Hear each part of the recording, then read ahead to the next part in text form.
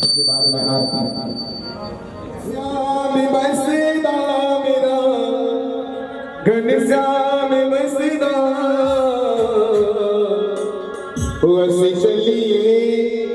हसी चलिए वृंदावन चलिए गिरत मेरा श्याम बसदा हसी चलिए वृंदावन सच मुझे हरे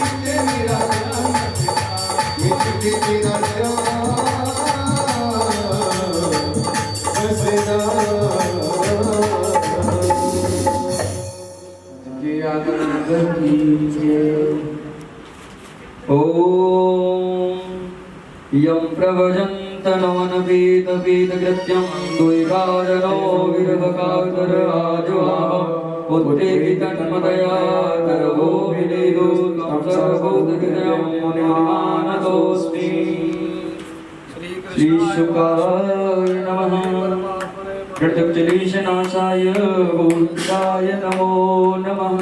कस्तूरीतिलकं ललाटपटले वक्षस्थले नासाग्रे वरमुखकं करतले वेणुकरे कंकणं सर्वाङ्गे हरिचन्दनं सुललितं कंठे चमोगावली गोपाश्री परिवेष्टितो विजयते गोपाल चूडामणि। धन्यं धरणी ततोऽपि मथुरा तत्रापि वृन्दावनं तत्रापि व्रजवासिनो योजयं मनसाय स्मरामि। मनोजवं मारुतुल्यवेगं जितेन्द्रियं बुद्धिमतामरिष्टं वातात्मजं वानरयोतमोक्षं श्रीरामदूतं शरणं प्रपद्ये। लोकान् श्रीमद्भागवत चरणारविन्दे नमः। अथातीतं त्रिगुणरहितं तस्मस्यादिलक्षणम् एकं नित्यं विमलमचलं सर्वादिसाक्षिभूतं भावातीतं त्रिगुणरहितं सद्गुरुं तं नमामि। अखण्डज्ञानबोधाय शिष्यशङ्काविहारिणे सच्चिदानन्दरूपाय तस्मै श्रीगुरुवे नमः। ध्यानमूलं गुरुमूर्तिपूजामूलं गुरुपदं मन्त्रमूलं गुरुर्वाक्य मोक्षमूलं गुरुकृपा। व्यासाय विष्णुरूपाय विष्णुव्यासरूपाय विष्णवेरा गुरुर्साक्षात् परं ब्रह्म तस्मै श्रीगुरुवे नमः। माल्यादीनि सुगन्धीनि माल्यादीनि विप्रभो मयतानि पुष्पाणि ग्रहाणां परमेश्वरः। बोलिए सतगुरुदेव भगवान की जय। परमहंस श्री व्यास जी महाराज की जय। श्रीमद्भागवत महापुराण की जय। वृंदावन धाम की जय। वृंदावन नाथ की जय। आदित्य वशभो रुद्रा विश्वे देवाः सपैतृकः तिलकं ते प्रयच्छन्तु धर्म कामार्थ सिद्धये। बोलिए आनंद कंद भगवान की जय।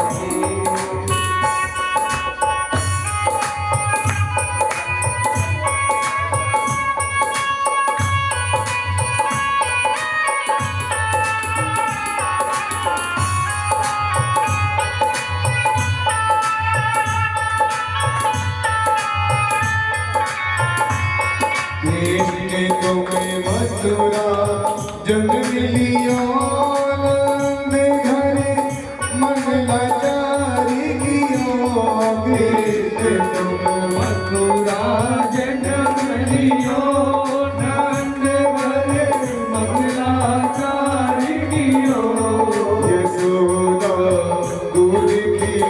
प्रिया की आरती कृष्ण गैया की घर घर भजैया की आरती कन्हैया की तुम यशोदा की प्रिया श्याम बलिदाओगे प्रिया तुम यशोदा के प्रिया श्याम बलिदाओगे भैया बने बने कांचलिया की आरती कृष्ण कन्हैया धन धन भजैया की आरती कन्हैया की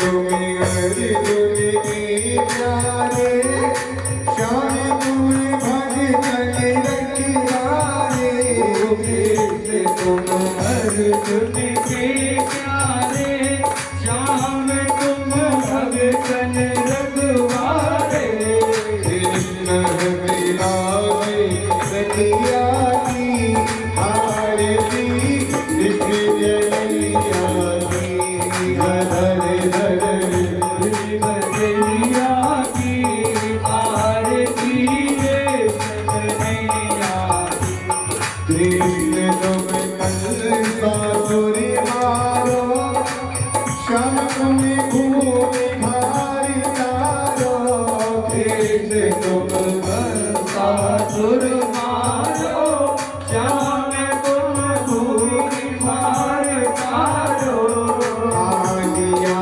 नाथ प्रिया की आरती कृष्ण गैया की भजैया की आरती कन्हैया की आरती गाती कृष्णानंद की मन में होता आनंद आरती आनंद के मन में होते आनंद काम मेरा से रतिया की आरती कृष्ण जैया की हर हर मुरली भजैया की आरती कन्हैया की हर हर मुरली भजैया की आरती कृष्ण जैया की हर हर मुरली भजैया की आरती कन्हैया की हर हर मुरली भजैया की आरती कृष्ण जैया की हर हर भजैया की आरती हरिया हरिया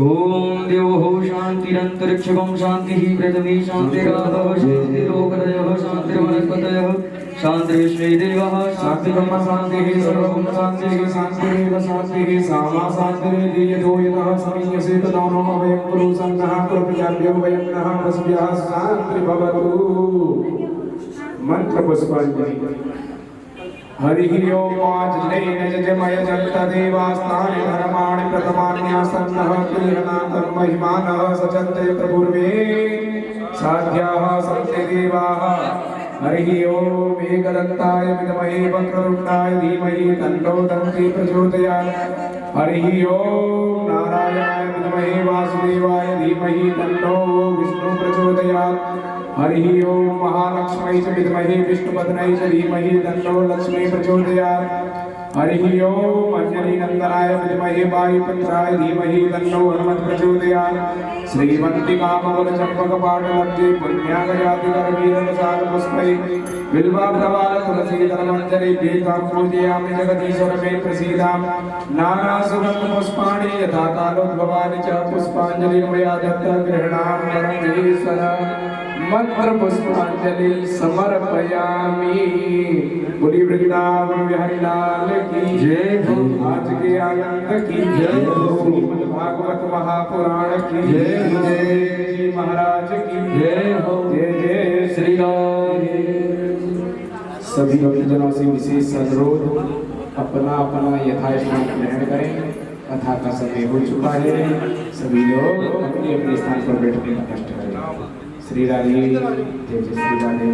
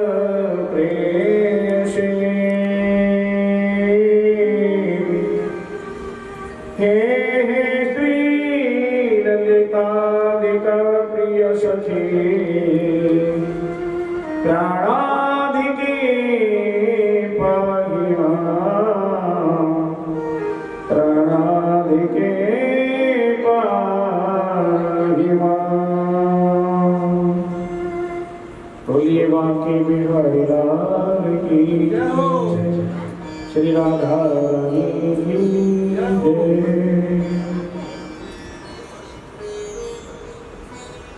परम ब्रह्म परमेश्वर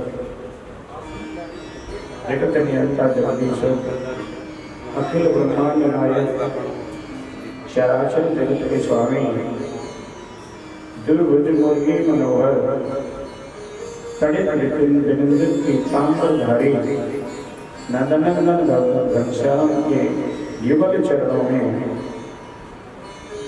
कोटि कोटि वंदन करते हुए उन्हीं की वांगमयी प्रतिमा श्रीमद् भागवत महापुराण इनकी छत्र छाया में विगत 4 दिन से भक्ति ज्ञान वैराग्य की त्रिवेणी में डुबकियां लगा रहे थे।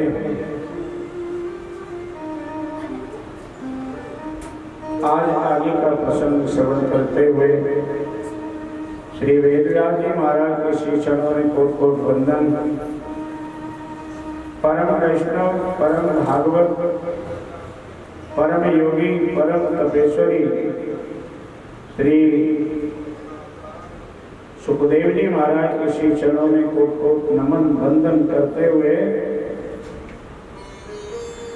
समस्त देवी देवता जो आवाहित हैं उन सभी के श्री चरणों में कोट कोट वंदन करते हुए भगवत कथा के बड़े रसिक प्रेमी यत्र यत्र रघुनाथ कीर्तनम तत्र तत्र कृतमस्तकांजलि। भगवान श्री हनुमान जी के श्री चरणों में कोट कोट प्रणाम करते हुए मंच आसीन वेद तत्वों के मर्मज्ञ विद्वान ब्राह्मण और संगीत से इस कथा को 4 चांद लगाने वाले श्री विष्णुदत्त शर्मा शास्त्री जी, दयाशंकर जी, रमाकांत परीक्षित के रूप में विराजमान श्यामलाल जी, उनकी धर्मपत्नी, उनके बंधु, उनकी बंधु पत्नी, उनके भगनी, उनका सारा परिवार, पूजनीय माता जी, बाल गोपाल, कथा श्रवण हेतु पधारे समस्त श्रोतागण, सभी के हृदय में विराजमान परमेश्वर को मैं भूरि भूरि प्रणाम करते हुए नमस्कार करते हुए आज 5वें दिन की कथा प्रसंग प्रारंभ करने की आज्ञा सभी से चाहता हूँ। और आइए नित्य की तरह वही गुनगुनाते हैं। अच्युतम केशव कृष्ण नाम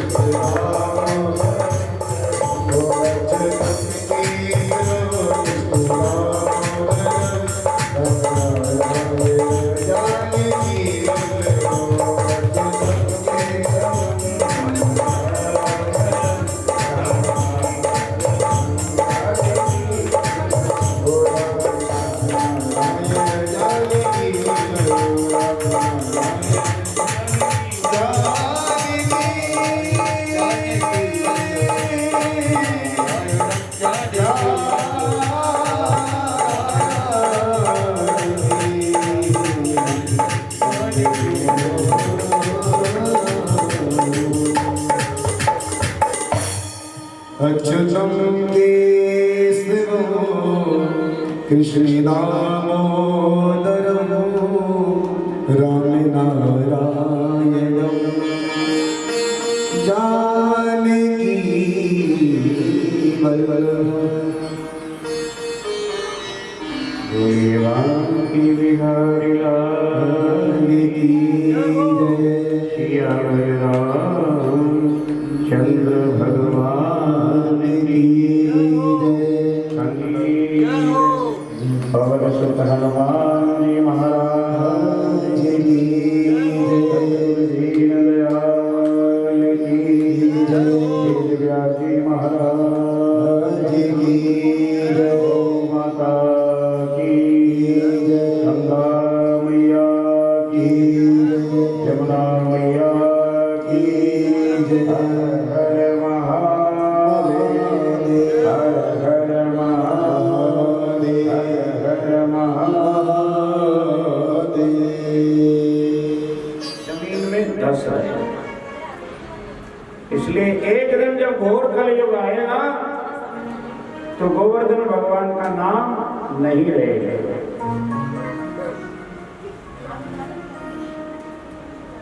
विचित्र कथा है गोवर्धन भगवान की। कल आपने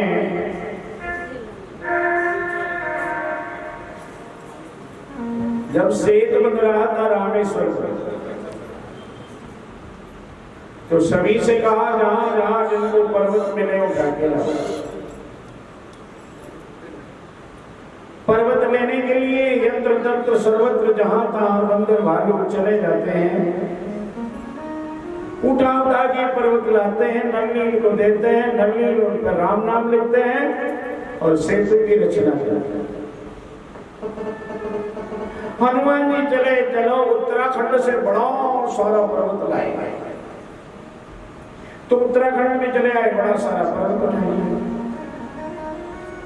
और पर्वत उठा करके चले। जब तक वहां पर घोषणा है भैया सेतुबंध पूरा हो गया, पूरा सेतु बन गया लंका तक। अब जिस बंदर भालू के पास में जो जो जहां जहां पर्वत है उसको वहीं छोड़ करके आ जाए। हनुमान जी भी छोड़ करके चलने लगे तो पर्वतराज ने हनुमान जी से कही कि तुमने तो हमसे वादा किया था कि राम जी के दर्शन कराएंगे और तुम बीच धार में हमको छोड़ करके चले। ये कहा कि की बात है हनुमान जी, आपने तो वादा किया था, वादा पूर्ण करो, वादा निभाओ। हनुमान जी फंस गए चक्कर। राम जी की आज्ञा हो गई, वहीं छोड़ दो और पर्वतराज के राय के दर्शन कराओ। अब राम हनुमान जी कहते हैं महाराज थोड़ी सी मोहलत दो, मैं भगवान से पूछ के आता। हनुमान जी आए दौड़े दौड़े और राम जी के चरणों में गिर पड़े। प्रभु मैंने एक पर्वत उठाया था, वो पर्वत में लेके आ रहा था तो घोषणा हो गई कि जहां जहां जिसका पर्वत है वो वहीं छोड़ के आ जाए। मैं भी आ रहा था तो पर्वतराज ने मेरे से कहा तूने तो राम के दर्शन के मेरे से वादा किया था और तू मुझे बीच मदराम में क्यों छोड़ चलता। तो राम जी ने कहा भैया अब तो घोषणा हो गई सो हो गई।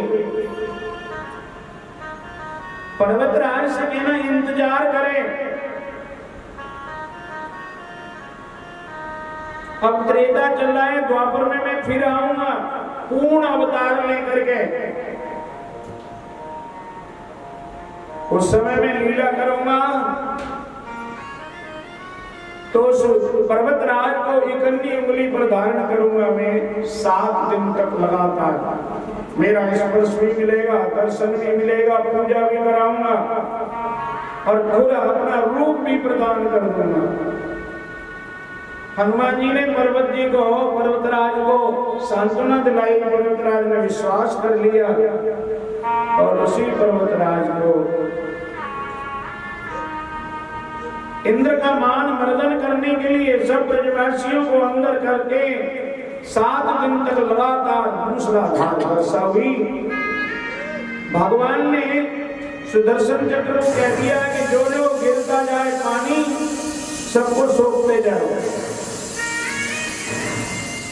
7 दिन में हार गए, बादल बरस बरस के हार गए, गरज गरज के हार गए। ब्रजवासी अंदर हो गए, अपनी गाय बैल बछड़ा सब कुछ लेकर के। तो उंगली पर रखा है गोवर्धन भगवान ने। यशोदा मैया कह रही है मेरा छोटा सा लल्ला हाथ दुखेंगे। अरे ग्वाल वालों तुम भी सहारा लगाओ। उन्होंने भी सहारा लगाया। थोड़ा सा अहंकार ग्वाल वालों हो गया कि लगे कन्हैया है वहीं खड़ा है तू तो, वजन तो सारा हमारी लाठी पर है। भगवान ने कहा तो फिर थोड़ा सा ढीला करके देखो कि हाँ देखो। ऐसे ही प्रभु ने तिल भर नीचे को किया, चरर चरर सबकी लाठी टूट गई। अरे की कन्हैया बचा बचा बचा बचा। भगवान ने इस तरह से सब ब्रजवासियों को रक्षा। सारे ब्रजवासी बड़े प्रसन्न हुए, गोवर्धन का पूजन किया। गोवर्धन पूजन होने के बाद एक बात खड़ी हो गई भैया, समस्या खड़ी हो गई बहुत बड़ी।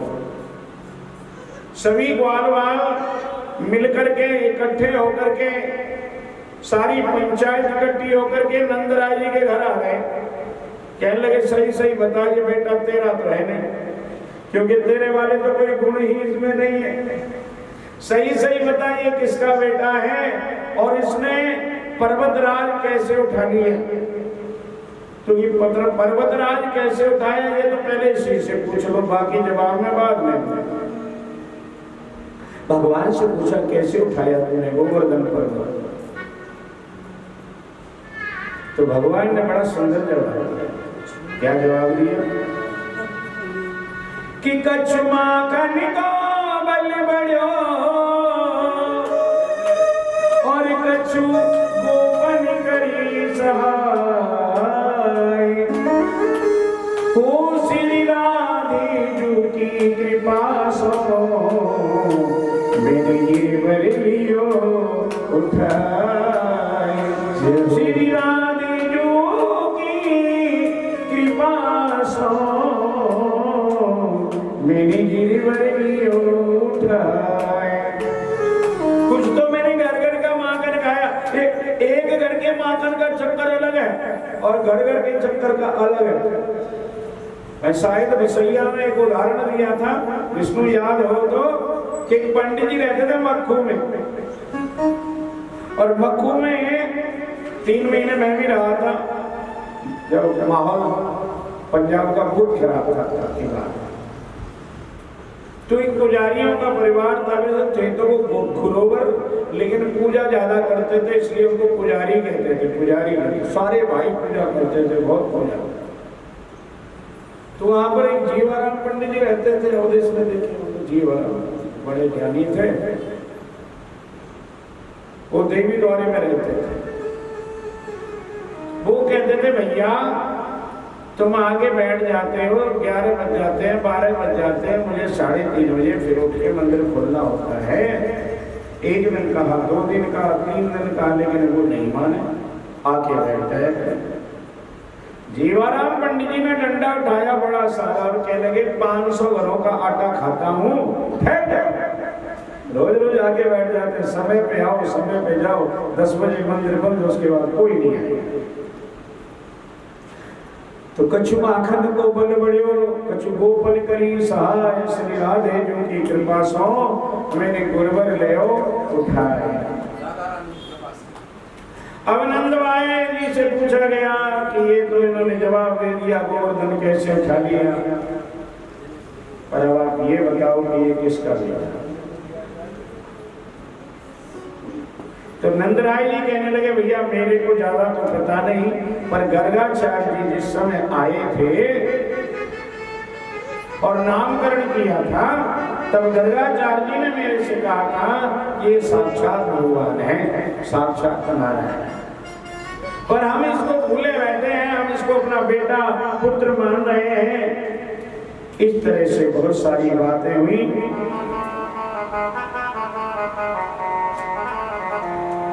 एक दिन भगवान मोरकुटी पर गए। बड़ी सुंदर लीला है मोरकुटी की। तो वहां राधा रानी नित्य मोरकुटी पर जाया करती थी पहले,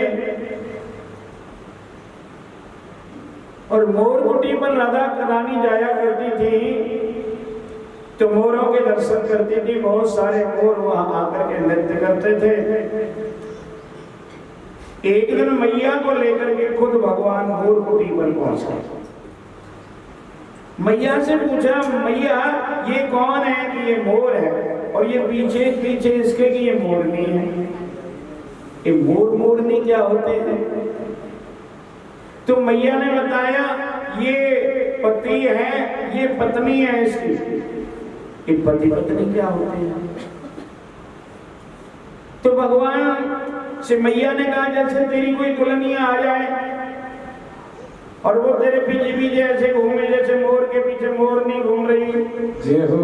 अब तो भगवान को याद आ गई कि एक दिन इसी मोर कुटी पर उन्होंने एक सुंदर कन्या को देखा और वो कन्या बड़ी सुंदरी थी। उस सुंदरी कन्या को देख करके भगवान मैया से मचल गए और कहने लगे, क्या कहने लगे? ओ मैया मेरो ब्याह न चले, मेरी हाथ में लगवा दे अपनी प्यार की, लाई दे दुल्हनिया प्यार की। हो मैया मेरो ब्याह न चले, मेरी हाथ में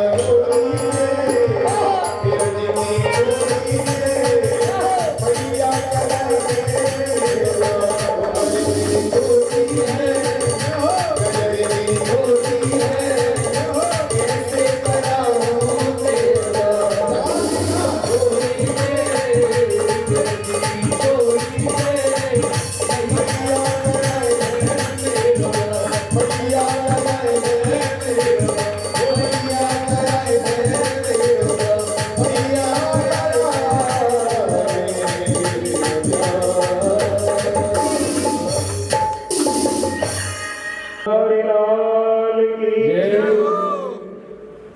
दुख हो मुसीबत हो तब नींद उड़ जाती है। एक बहुत बड़ी खुशियां हो तब भी नींद उड़ जाती है। हम देखते थे कई संपन्न परिवार वाले बुजुर्ग पता ही नहीं कब सोते थे, रात के 11-12 बजे तक जगे रहते हैं, 3:30 बजे फिर हरे रामा हो जाते। खुशी में भी नींद नहीं आती। और आज खुशी की बात की जाए तो नंद बाबा से खुशी कौन है जिनके घर में 3 लोग का मालिक पुत्र बन करके आया है। तो कार्तिक के शुक्ल पक्ष की एकादशी थी, देवउठनी एकादशी, बड़ी एकादशियों में आती है। नंद बाबा को बड़ी खुशी हुई, एकादशी वाले दिन व्रत किया, लेकिन द्वादशी वाले दिन एकादशी को कुछ खाया नहीं, रात को नींद नहीं आई, बड़ी रात ही उठ करके चले गए और जमुना जी में स्नान करने लगे। वहां वरुण देवता के अनुचर घूम रहे थे। उन्होंने कहा इस रात्र में जमुना मैया सो रही है, कौन ऐसा मूर्ख है जो स्नान कर रहा है, पकड़ लो ऐसा। तो पकड़ लिया और पकड़ के वरुण लोक में ले गए। सवेरे ढूंढे तो नंद बाबा कहीं मिले नहीं। भगवान जी को पता लगा, प्रभु ने सोचा ये तो वरुण देवता का कोई न कोई चक्कर है, इसलिए सीधे भगवान वरुण लोक में गए, अपना 5 जन शंख बजाया। शंख की ध्वनि सुनते ही वरुण देवता आए, स्वागत किया भगवान का और कहा प्रभु गलती से मेरे अनुचर तुम्हारे पिताजी को ले आया। अब ले तो आए हैं लेकिन भगवान आपके दर्शन भी मैंने कर लिए, बहुत सारी अमूल्य भेंट की भगवान को वरुण देवता ने, और सुरक्षित उनके पिता को भगवान को समर्पित कर दिया। अपने पिताजी को लेकर के भगवान वरुण लोक से धरती पे पधारे। अब महीना वो आ गया जिस महीने में भगवान ने देवियों से वायदा किया था, गोपांगनाओं से वायदा किया था। क्या वायदा किया था कि हम रास करेंगे, महारास करेंगे। तो निशम्य गीतम तदनवर्णनम ब्रजश्रियं कृष्ण गृहीत मानसा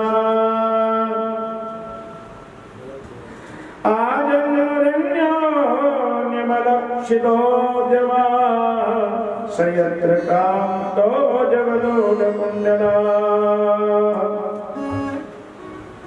ये कथा हम रास पंचाध्यायी से कह रहे हैं।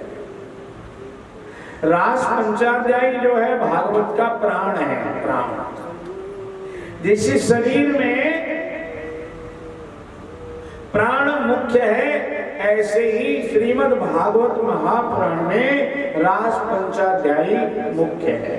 ये 5 अध्याय हैं रास पंचाध्यायी के, 29 से लेकर के और 29, 30, 31, 32, 33 तक। ये 5 अध्याय रास पंचाध्यायी के कहलाए। रास का मतलब क्या है? रस का समूह ही रास है। और रस का समूह कैसे? तो भगवान तो रस के साथ रहेंगे, लेकिन गोपांगना भी कोई कम नहीं है। अब गोपांगना कौन है? यहां भी बड़ी बात चलती है कि गोपांगना है कौन। तो रामावतार में भगवान श्री राम जब वन में गए तो दंडकारण्य के जो ऋषि थे उन्होंने प्रभु से कहा, प्रभु हम तुम्हारे अंग संग होना चाहते हैं। इतना स्नेह, इतना प्रेम, इतना भक्ति बढ़ गई। भगवान कहने लगे, ऋषियों इस जन्म में मैं तुम्हारी ये मनोकामना पूर्ण नहीं कर सकता, लेकिन अगली जन्म में आप गोपियां बनकर के ब्रज में आएंगे और मैं फिर आपके साथ में रास रचाऊंगा, अंग संग भी होगा, आनंद आएगा बड़ा भारी। तो वो सभी ऋषि मुनि दंडकारण्य के यहाँ गोपी बन के पधारे हैं। और वो ही छोड़ो, वहां पेड़ पौधा जो भी है सब ब्रह्मा जी की आज्ञा से, कोई पशु बन के, कोई पंछी बन के, कोई पेड़ बन के, कोई पौधा बन के, कोई लता बन के, कोई पत्ता बन के, ब्रज का कण कण देवों से भरा पड़ा है, दैवीय शक्तियों से भरा पड़ा है। इसलिए यहाँ रास का समूह है। अब रास के लिए जिस रात्रि का वायदा भगवान ने किया था तो बहुत सुंदर बंसी बजाई, तदंग वर्णन, जो शरीर को रोमांचित कर दे, जिससे रोम खड़े हो जाएं। कभी कभी कोई बात ऐसी होती है जिसको सुनते ही रोम खड़े हो जाते हैं। कभी कभी कोई भजन ऐसा होता है जिसको सुनकर के रोम खड़े हो जाते हैं। कभी कभी कोई कथा ऐसी होती है जिसको सुनकर के रोमांच होने लगता है। तो वैसे ही बंसी भगवान ने बजाई और गोपियों को याद आ गई कि आज वो दिन है, भगवान ने अब हमको बुलाया है। और सबको लगा कि भगवान बंसी पर मेरा नाम ले रहे हैं, मेरा नाम ले रहे हैं, मेरा नाम ले रहे हैं। तो जो जैसे थी वैसे ही, किसी ने सरकार नहीं की। कोई दूध पिला रही थी तो वैसे ही बच्चे को पटक करके, किसी की रोटी तवे पे पड़ी थी, तवे की तवे पे छोड़ के गई की गई में छोड़ दे। कोई दूध दो रही थी तो वैसे ही दूध की धोनी नीचे ही छोड़ करके, कोई पति के पैर दबा रही थी तो पैर दबाते दबाते छोड़ करके, किसी पति ने नमक मांगा है तो नमक के वो मांगता रह गया, वो चली। किसी ने श्रृंगार किया, किसी ने नहीं किया, किसी ने आधी साड़ी पहनी है, किसी ने आधा पहना है, किसी ने नीचे का ऊपर का, किसी ने ऊपर का नीचे किया। और सभी गोपियां, किसी ने किसी को बुलाया नहीं, सीधी भगवान के समीप जमुना के किनारे पर पहुंच गए।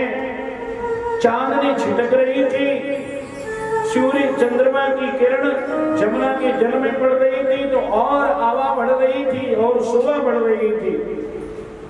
भगवान वहां खड़े हैं।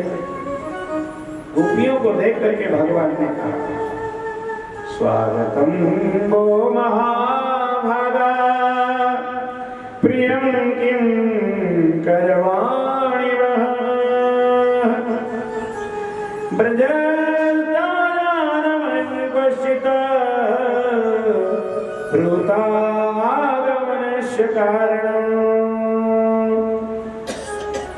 हे देवियों, आपका स्वागत है और आपकी मैं क्या सेवा कर सकता हूँ? यहाँ पधारी है तो आप, पर एक बात बताइए, यहाँ आने का कारण क्या है? रजसेना घोर रूपा घोर सत्व निवेदिता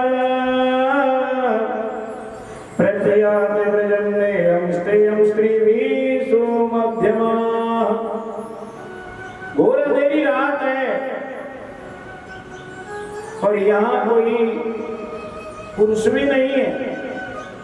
आप अकेले अपने पतियों को छोड़ करके, माता पिता भाई बंधुओं को सबको छोड़ करके यहाँ चली आई, ये कोई अच्छी बात नहीं है।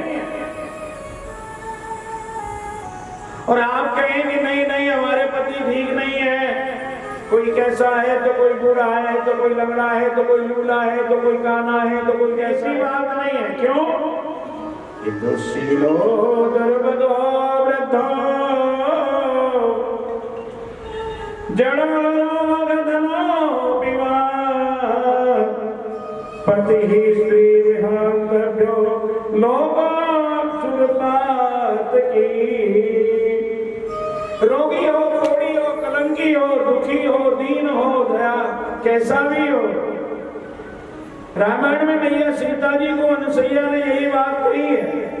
क्या कहा है कि वृद्ध रोग वैसे जड़ अति दीना, क्रोध बधिर क्रोधी अति दीना, वृद्ध रोग वैसे जड़ धनहीना, अंध बधिर क्रोधी अति दीना।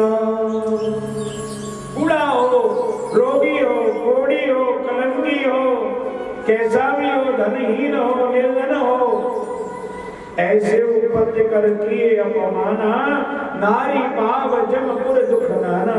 ऐसे पति का भी अगर स्त्री अपमान करती है तो जमलोक में बड़े कष्ट भोगती है।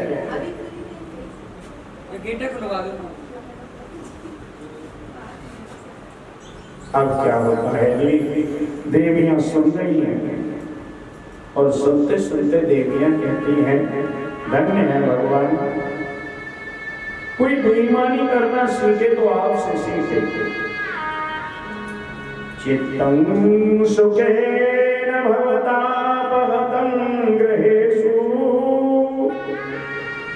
यन्निवेशितो यकर्वापि कृते, पादोपदं न चलतस्तव पादमूला,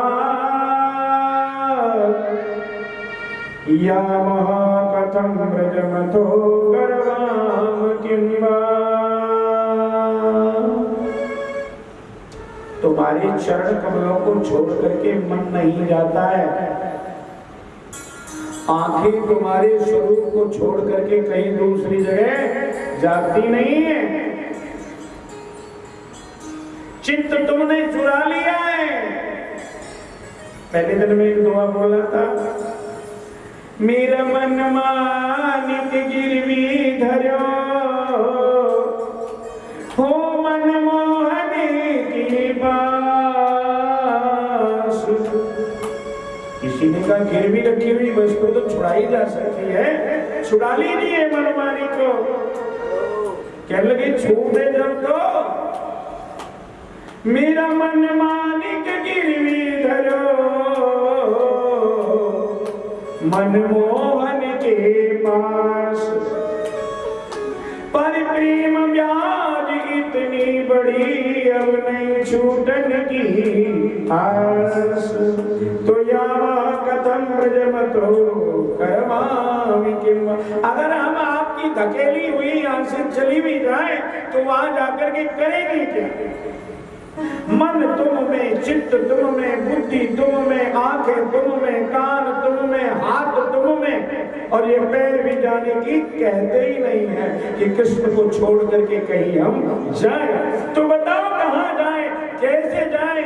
पैर जाने को तैयार नहीं, आंखें छोड़ने के लिए तैयार नहीं, मन छोड़ने के लिए तैयार नहीं, चित्त छोड़ने के लिए तैयार नहीं। बताओ प्यारे, अगर हम जाएं तो कैसे जाएं? और तुम जो कह रहे हो परपुरुष परपुरुष परपुरुष 20 बार कह दिया आपने, हमने सुन लिया, पर जवाब सुन लो गुरु जी। अगर तुम जगत गुरु हैं, कहते हैं लोग कृष्णम बंदे जगत गुरु, तो हम भी तुम्हारी दासी हैं। सुन लो, अब हमारा जवाब सुनो। तुम कहते जाओ जाओ, चाहे बूढ़े हो, चाहे लूले हो, चाहे लंगड़े हो, उनकी सेवा करो। तो हमारी बात सुनो दयालु,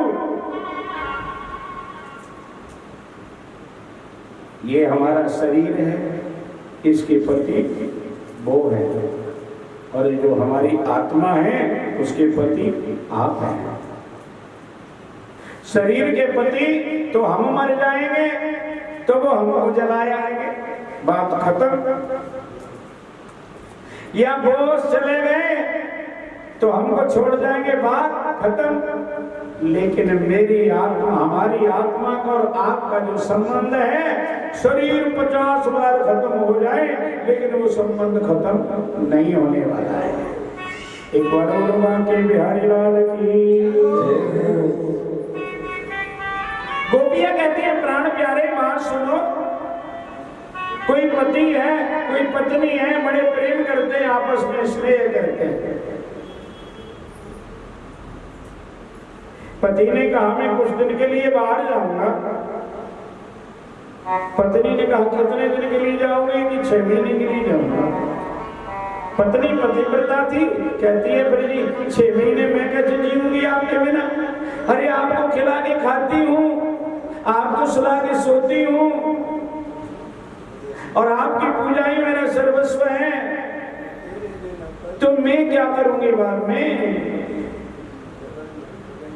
पति कहता है ऐसा कर, तू मैं तेरा फोटो ले जाता हूँ अपना, और ये फोटो रख ले, और इसकी पूजा करना, इसी को सुला लेना, इसी को खिला लेना, इसी को पिला देना, मैं आ जाऊंगा बात और हो जाए। पत्नी ने कहा ठीक है जी दे जाओ। अब उसने फोटो ले लिया, पत्नी ने फोटो ले लिया। अब पति चला गया। पत्नी रोजाना अपने पति की सेवा करती है, पहले इसको नहलाती है, धुलाती है, खिलाती है, पिलाती है, सुलाती है, तिलक लगाती है और आरती करती है। जय मेरे पति देवा, प्यारे जय मेरे पति देवा, मेरे भाग्य में लिखी, मेरे भाग्य में लिखी शरण की सेवा।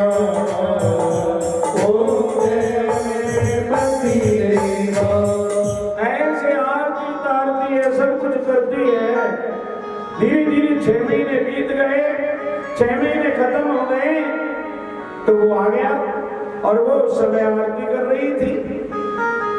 अब वो कहता है बैल नहीं थी उस समय, वो दरवाजा पर खड़ा खड़ा कह रहा है अनावृतम कपाटम देहि, अरे दरवाजा खोलो प्रिय मैं आ गया।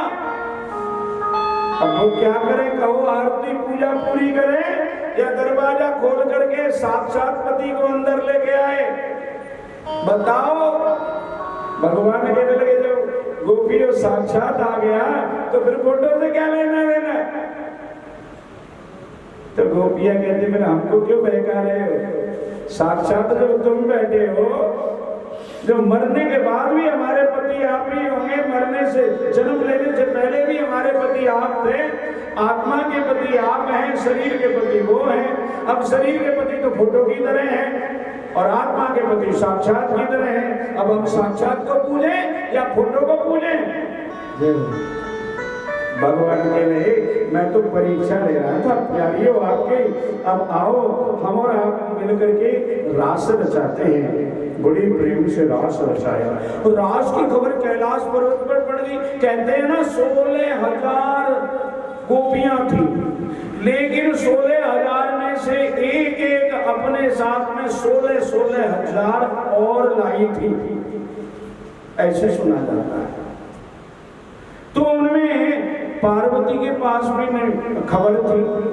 पार्वती तैयार हो रही हैं, बिंदी लगा रही हैं, मेहंदी लगा रही हैं, महावर लगा रही हैं, साड़ी कभी ये बदलती हैं, कभी वो बदलती हैं, कभी छोटी बहू को बुला करके पूछती है मैचिंग हो गई क्या? एक बार वहां के बिहारी लाल की छोटी बहू ने कहा नहीं मम्मी जी मैचिंग नहीं हुई, तो उतार देती है, दोबारा बदलती है दूसरी वाली साड़ी। तैयार हो रही, भोले बाबा ने देखा पता नहीं कहाँ की तैयारी हो रही है। भोले बाबा पूछने लगे कहाँ जा रही हो देवी जी? कहने लगी जी आपकी सब्जेक्ट नहीं है, आपका चक्र नहीं है। नहीं फिर तो बताओ कि वहाँ रास हो रहा है वृंदावन में, वहाँ जा रही है, रास में जा रही है कि हाँ रास कौन करेगा? नहीं बाकी बिहारी, क्योंकि हमको भी ले चले, तुमको कैसे ले चले? कि ऐसे ले चलोगे, हमको भी सहेली बना लो, हमको भी सखी बना लो। केवली बना तो लेंगे, ये गंगा जी कहाँ जाएगी, ये सांप कहाँ जाएगा, ये डमरू, ये त्रिशूल, ये नादिया, इनसे पहचाने जाएंगे कि सब छुपा लूंगा मैं तुझे हाथ करते हुए। तो आइए भोले बाबा का ये प्यारा भजन, फिर आगे दास का। भोले भंडारी के ब्रज की नारी रास में आ गई है, रास में आ गई एक दिन